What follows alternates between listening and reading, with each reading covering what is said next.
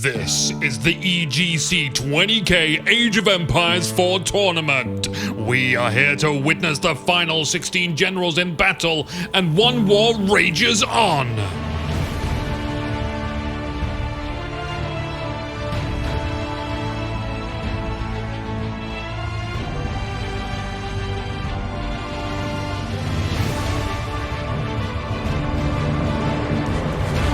Hello and welcome. My name's Anuki. Nobody asked who I was, but that's okay, because today we continue the war of this best of three, with Jordan AoE wearing all blue, a color that speaks calmness, safety, and drowning. They are England settling in the east. Over in the other direction, it's Vortix. They got out of bed and put on red, which can mean urgency, love, purity, or stop, settling in the west as England. As per tournament rules, if you win one match, you can't win another. As a civilization you've already won with.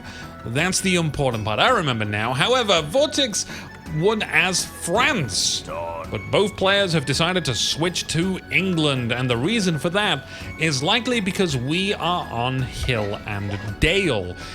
It's not my favorite hill or dale. My favorites are Silent Hill and Icewind Dale. Granted, I don't know many hills, but France doesn't particularly fare well on this map. You can have much more control over your own domain with these narrow entrances leading up to your starting town center. It's a map often played economically to begin with. Generals like to order around villages, to construct buildings, to make all their numbers go higher before they decide to engage each other in the battlefield to make their enemies' numbers lower.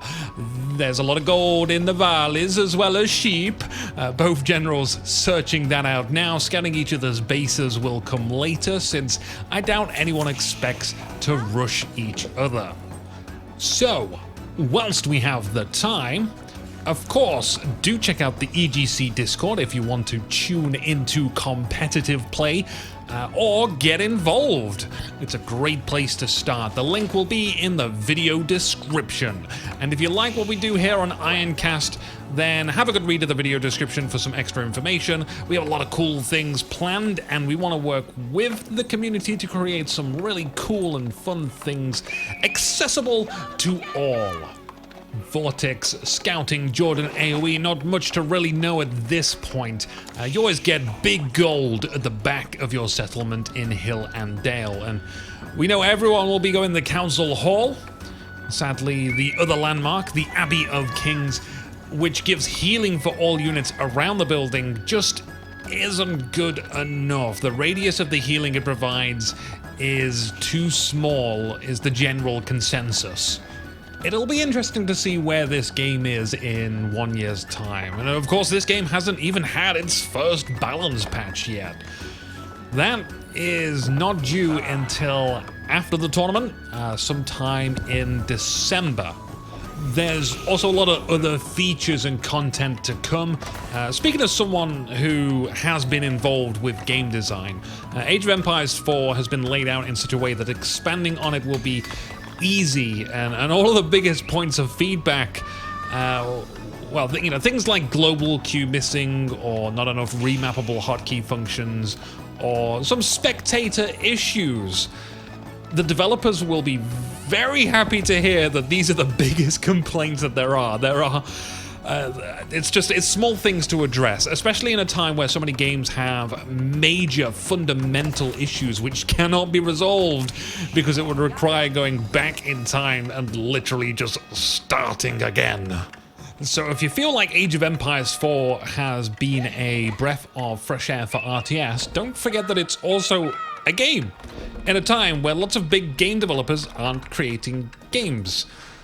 It's the marketing teams creating games. What I mean, to put it simply, is Age of Empires 4 hasn't just done well for a new RTS, but it's done well for a new game. Council halls under construction. Really slowly though, and both players also starting to accumulate some stone so they can get a second town center when they reach the feudal age, double produce those villagers, then get more longbow out. We could be seeing a big battle of the longbows, and I really can't help but think about those early men-at-arms that England gets. Those would really tank up a lot of arrows. But I think everyone wants to play the micro game with longbows. Vortix coming around for another scout. Nothing new to really report, though. Woodworkers working on wood. Food cutters cutting up food. Will they spot the stone farmers, though? I think that's really the only new bit of information I think they can discover. The town hall ringing its bell. The villagers hop inside and start firing arrows. But the scout is able to escape with their life partner. Vortix a little slower with the council hall, but it doesn't really matter. We've got a mill down here, and the villagers have gone very far away to grab a deer. Scout warfare going on. The sheep cheering their champions on. Vortex will definitely have seen Jordan AoE's mining camp next to that stone. Though, I don't think this changes anything for Vortex. It's too early to say, but I doubt it shifted their plan to most likely build a load of longbows. Second town center going up for Jordan AoE next to the berries and the deer. We also have some longbowmen coming out of the council hall ready to stand watch. And there's no dodging arrows in Age of Empires 4, so a fight between bow people is going to be about numbers and, I think this is the big one, not wasting shots. Vortex getting a town center between the trees. So later on, we often see a collection of archers all under the same banner of command. They'll fire 20 arrows into another archer when 14 would do it. And 14 sounds like a lot. I was surprised too. Archers start with 70 health, do 5 damage. This is normal archers, not longbowmen. That's like 14 shots. Get that +1 ranged armor upgrade, and then it'll take 18 shots, or the range damage would make it 12 shots. In either case, though, an arrow wasted is an arrow wasted. I'd like to see, particularly in situations where a general commands only archers and a large group of them at once, a double control group, which is why I agree with people who are requesting the split feature from Age of Empires 2. It's a formation where the group that you have will split into 2 groups. One of them will go left, one of them will go right. More tactical options would be greatly appreciated, sire. Relic of development. I just want more people to be aware of the problem. I mean, maybe more people will be aware of the overkilling if arrows cost 1 wood per shot. It's a terrible idea. It's like a training mode or a mod. Kind of reminds me of Cossacks, but here we go with Jordan AoE hiding in the stealth forest. Looking for that initiative check. The scout reveals themselves. I don't think that's what Jordan AoE wanted. But that's what's happened, and that's what they got to play with. The one longbowman down for Vortix. It's a 6-on-6. Vortix is focusing their fire. Jordan AoE is not. The small group of archers focusing fire is going to be more effective. Jordan, though, has 50% more longbows to reinforce. Now, anyone that doesn't know the game Cossacks, in that game, it's very similar to Age of Empires, only you have upkeep for units, and the population cap in that game is like 16,000, so you're talking huge numbers. Not as popular as Age of Empires 4, even though the first one was kind of around, like not too longer, not too much longer after Age of Empires 1. Again, we love RTS, so any RTS is on my radar. And playing lots of different RTS games, there's certainly different kinds of skills being injected into Age of Empires 4 based on the different player backgrounds. So you can see the StarCraft 2 players are bringing in more micro-intensive play. The Age of Empires players seem to be more focused on the economic stuff. I mean, they have great micro as well. I think it's a necessary skill. But a lot of focus on ensuring that they have the right amount of villagers, gathering the right amount of resources, with the right amount of production buildings to be able to keep outputting as efficiently as possible, leading to eventually overwhelming their opponent. And you'll probably see this within the tournament itself, and you might even visibly be able to see it as the action happens on screen and say, that person might look like a StarCraft player, if you don't know the history of these players. One thing I will say, though, is coming from games like Company of Heroes or Men of War, where there's only tactics and strategy really on the table, that, I think, is the area which is underdeveloped in Age of Empires 4, and we're witnessing this live and in real time with France. Yeah, everyone's talking about France being strong at the moment, and they're definitely going to get a change, but we've seen many players getting defeated as France because of tactical and strategical choices. For example, on Hill and Dale, playing as France isn't as effective because you can lock down the maps. We talked about this at the start of this match, and that is why I don't think any players really want to be using France on this map. They would much rather use it on a different map. Going into perhaps the best of 3, you don't want to have used your France pick in an unideal situation. But tactical and strategical choices, so that's a strategical example. A tactical one would be using your spears and men-at-arms and crossbows to try and pick off the Royal Knights, which is what their heavy, strong unit is. And in matches where France is losing, that's what's happening. And when France wins, that's what's not is happening. You see players, as England, will just build nothing but longbows, and then the Royal Knights charge in and the Royal Knights win, and it's like, it should be kind of expected, and it's kind of unfair to say France is strong based on that match, because longbows aren't meant to be good against knights. They're heavy armor. Heavy armor is the bane of longbows, so you know, that's kind of the expected result. That's kind of what we think should happen. In any case, both players here getting their walls up and still producing even more longbows. They want to fight purely on longbow territory tonight. Jordan AoE bringing some villagers with the longbowmen. There's a lot of villagers just to build outposts, so maybe it is their Age 3 landmark that's going to be placed. Is it? Oh no, it's the King's Palace in the choke point. I thought it was going to be the White Tower with its position there, but the King's Palace will function as a minor defensive building as well, one that the villagers can hide in. We also have the King's Palace for Vortix in between the gold, but this right here, this is the important part.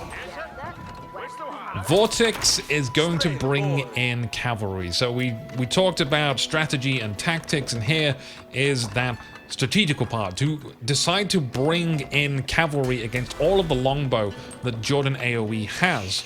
The tactical part is getting that cavalry round the back, preferably, whether it's horsemen or now knights that they have access to, and then cutting off the longbow from being able to retreat, allowing Vortix's own longbowmen to catch up and continue firing and win that important battle. Vortix also still has a scout all the way back here, so even though the doors are mostly closed to Jordan AoE, they can still have a look around every now and again and then sulk back into the stealth forest. I'm surprised they're not hiding out in that very conveniently placed stealth forest back in the corner. Berries being gathered. Even though England has cheaper farm costs, still costs wood. It's kind of like those things on sale in the stores. Like, yeah, it's 50% off, but you still have to pay that other 50% for something that you probably didn't want or need in the first place. Don't get caught out, especially with Black Friday coming up, or Black Friday already gone. Whenever these videos come out, they do take a little time to make. But we will be doing some live streams in the future. Vortix heading out. 2 knights. I expect more knights to be out, but I don't think 2 knights is going to make all the difference here. They're going to actually deviate away from the longbows, so they're looking to do a bit of raiding. The villager is going at it with a scout at the back. Let's try and keep our eyes on the big battle between Vortix and Jordan AoE. One unlucky longbowman for Vortix, or perhaps this is fortunate. If they discover the location of Jordan AoE's army, the knights are going to be reissued their orders to join in on this attack. Jordan AoE looks like they have more longbowmen, but look how much arrows that the knights soak, even in few numbers. The new rallying units from Vortix will attack Jordan AoE from behind as he's being pushed more and more towards Vortix's base. There's no way this army gets home alive. They better write a letter to their loved ones, stick it on the next arrow, and aim for the hills. Maybe they'll get it. Jordan AoE's best shot was to inflict as much suffering to Vortix as possible and then rebuild. The cliffs kind of stop them from being able to retreat anymore, and they reach the end of the map, delaying for as long as possible. Vortix calls off his giant group of longbowmen. 2 knights will be enough to kill the stragglers. Vortix getting the ranged damage upgrade. That's going to be quite volatile after defeating a whole division's worth of longbows. Jordan AoE. Wolf is just getting in there. Jordan AoE is going to have to prep the defenses whilst they bounce back. And Vortix, they are launching a staging ground for an assault, a forward base, a camp of operation, a siege for my liege. Will we see spring elves or trebuchets or maybe mangonels? Jordan's got the King's Palace and an outpost here. They also have that ledge on the cliff. Just pointing it out again from a tactical, strategical point of view. I never see these ledges quite used, and I'm going to be super excited the day that someone uses it and it works tremendously well. The villagers have arrived to construct the siege workshops. Jordan's got some time, and the network of castles bonus, and a spring eld.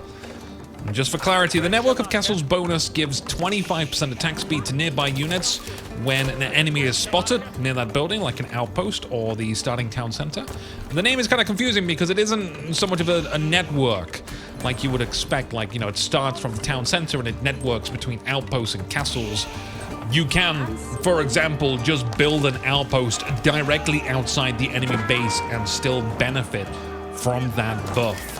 The wall is going down, the knights are working on that, and we do have an outpost going up for Vortix right outside the base. That buff does apply to every unit as well. Ranged, melee, siege. However, there is such a thing as reload speed. So you have attack speed and you have reload speed for siege units, which I believe is different. So it might not actually speed up the rate at which siege units attacks because of that. And I have done a lot of testing, but some of these things are pretty difficult to test. There's a trebuchet nailing the King's Palace. So if you know the answer to the reload speed and the attack speed thing, then not only are you badass, but you should come to the Ironcast Discord because it seems like you'd be incredibly neat to have around. Vortix moving in for a full-scale attack. The knights are unsure if they want to burn down the tower.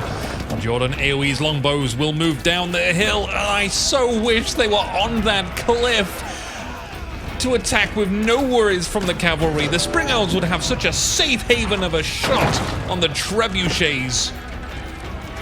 But we're not going to get that. They're going to move down the hill, sit tight, next to the King's Palace, behind the tower. The spring elves will move forward. The knights will match.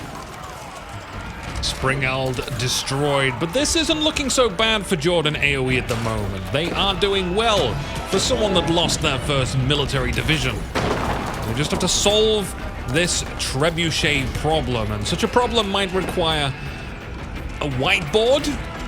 You know, jot down some ideas. Quite literally come at this from a different angle.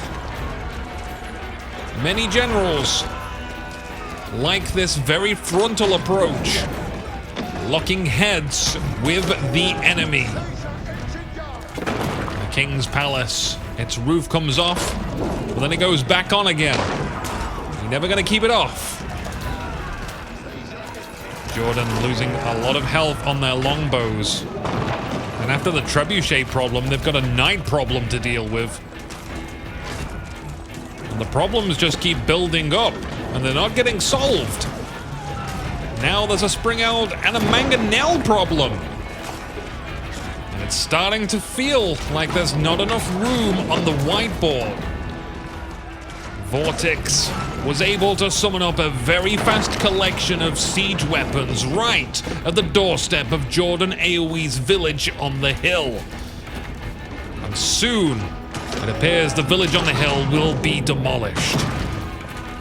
The blue spring owls want to pop forward and try and take out the mangonels. We'll take a couple of shots. So many knights charging in. Jordan AoE scatters the longbows to help against the mangonel. But then they have to squeeze through that tiny gap between the King's Palace and the siege workshop. The King's Palace is destroyed, and the white flag is raised. Eastern England has been defeated. Vortix is the victor. Not only have they conquered this battlefield, but they've won this best of 3, meaning they will advance into the quarterfinals to meet an even stronger opponent. A gentle reminder, you can watch any of these games in any order from round 16. There are no spoilers, and there is no video monetization either, so if you're getting adverts, be angry! I didn't put them there. And of course, check out the video description. Join Ironcast or the EGC or me for the next game, or all 3. They aren't exclusive. My name's Anuki. I'll see you soon. Yeah?